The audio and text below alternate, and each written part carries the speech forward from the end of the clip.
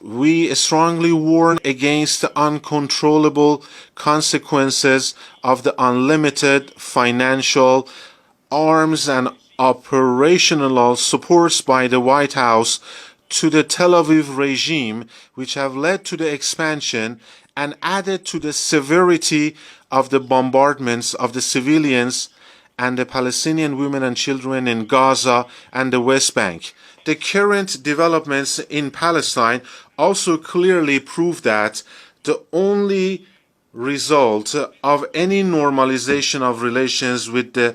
Aviv is tantamount to ignoring the legitimate and historical rights of the Palestinian nation.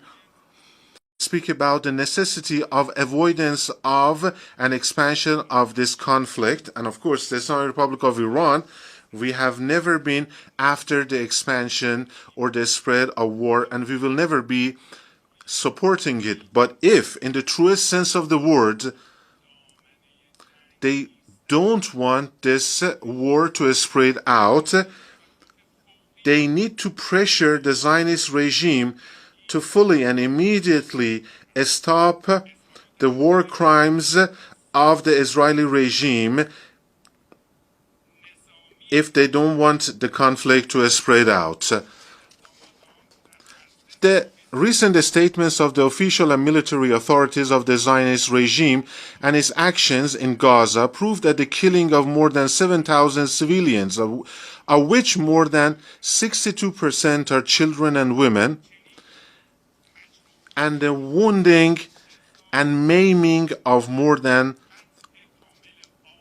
17,000 civilians, completely cutting off water, electricity, fuel, food, and medicine to a population of several million, and preventing any effective assistance to them, and brutally and extensively destroying residential places, mosques, churches, hospitals, and infrastructure facilities,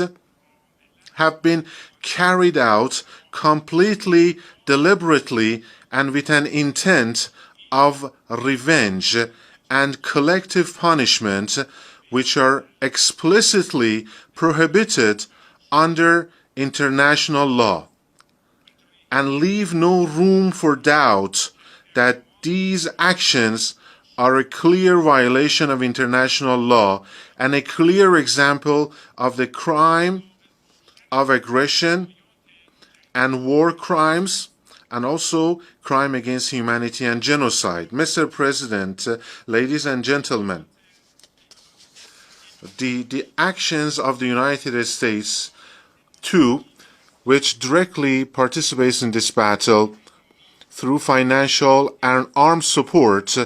as well as direct military action and effective political support, are a clear violation of the charter and international legal obligations of that country, and as a result hold it internationally responsible. In addition, why the United States itself is actually and in practice and directly involved in committing crimes against Palestinians,